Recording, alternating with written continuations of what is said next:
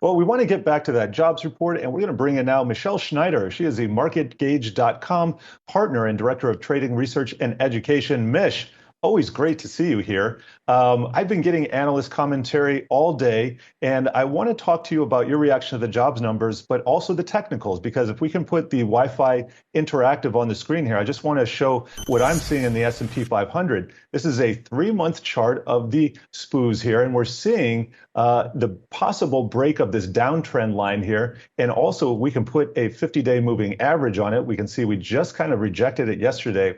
So the jobs numbers, the market, I'll just let you run with this, Mish. Well, great to see you, Jared. Well, yeah, the jobs number, I actually was a little bit surprised that it was that low because I expected that to happen more like next month, but especially after we had a couple of good numbers this week with jobless claims, et cetera. But be that as it may, to me, what was more interesting about the number was the growth of wages, which of course we know is highly inflationary. And now looking at the SPY here, we're really in a range-bound market, and that makes sense. We found buyers close to the July lows. The NASDAQ actually got almost exactly to the July lows, SPY's not so much. And if you look at three very key intermarket relationships, they're still actually positive. One would be if you look at the SPY versus the long bonds, the SPYs are still outperforming. We know the long bonds are generally a flight to safety, and these yields are going up. If we look at junk, which is high yield versus the long bonds, even though those are going down, they're still outperforming the long bonds. And then if you look at transportation, which to me is always the ultimate sector because it measures demand and whether people are going to go back and travel, how goods are moving, of course, with labor shortages, how truckers are moving, et cetera. And that's also outperforming the SPYs. So you've got some positive signs there, which is why we always say, us traders, that price rules. And with all the scary stuff that's floating around, the market is still positive. But that doesn't necessarily mean we're going to new highs or anything. We do have hurdles to cross at every plateau, like you just said, the 50-day moving average being next.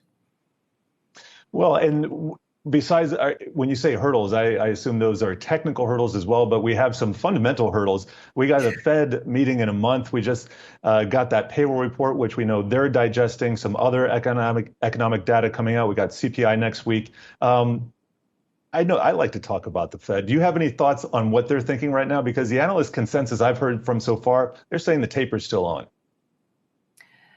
Well, I think the Fed caught this real lucky break because the yields have sort of gone up without them really doing anything other than intimating about taper. They did say today that taper's on the table, but rate hikes, given the jobs report and the stagnation of the economy and the supply chain, et cetera, is probably off the table. So to me, the bigger problem with the Fed right now is unless they do something really bizarre, their credibility factor went way down in general. I thought that was probably more concerning than policy, the fact that it's all come out that they've been trading ahead of their monetary policy. And so I'm not so sure the Fed right now is the key, like I said, unless they do something insane like quantitative easing, which I highly doubt, or nothing, which is probably more in line with what I would expect, or they just say, you know what, we're tapering November no matter what's happening in the market, which Powell most likely won't do. Yeah, I'm asking myself, what were they thinking? Clarida, come on, you know better than this. But I want to switch gears. I want to get to some charts with you and take advantage of your technical skills. On the Wi-Fi Interactive, we have the energy sector. That's XLE. That is a leading sector today.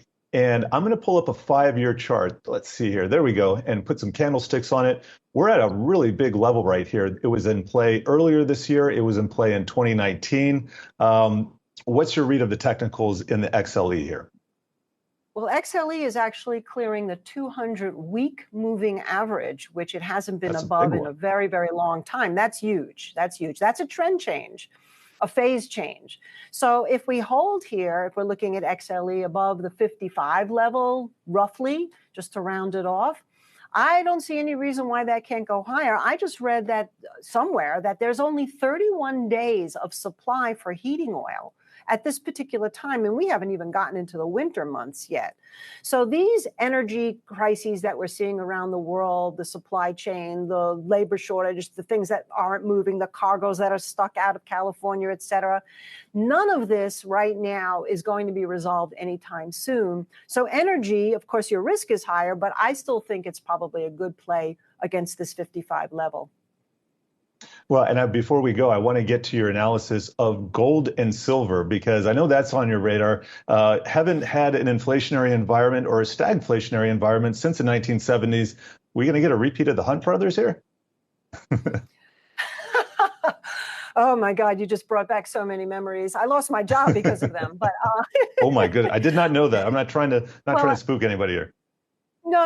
I was working for Conti Commodities that was booking all of the trades for the Hunt brothers, and I had a seat for them on the exchange. And so they went belly up, and I went off to gold and silver. Perfect segue. So yeah, I mean, to the 1970s, we've been talking about it for a while. And the one thing that was the X factor there was oil. So now, of course, we're seeing oil creeping up with it hitting $80 a barrel today. The embargo of the 70s is still fresh in mind of anybody who was around in those days. And so it's almost like the final bit of the puzzle that makes you think, at what point does gold and silver get a clue? So it opened up much higher this morning and sold off. But right now, typical inflationary indicators when silver starts to outperform gold, which we haven't seen in a while. So silver had this big flush bottom. It's now trading higher today, even though it's come off from the highs. And I think you got to keep your eyes there, because it can really surprise people as a flight to safety when everything else seems to be somewhat nonsensical. And we're going to have to leave it there. Michele Schneider, thank you. Always great to see you. MarketGauge.com, partner and director of trading, research, and education.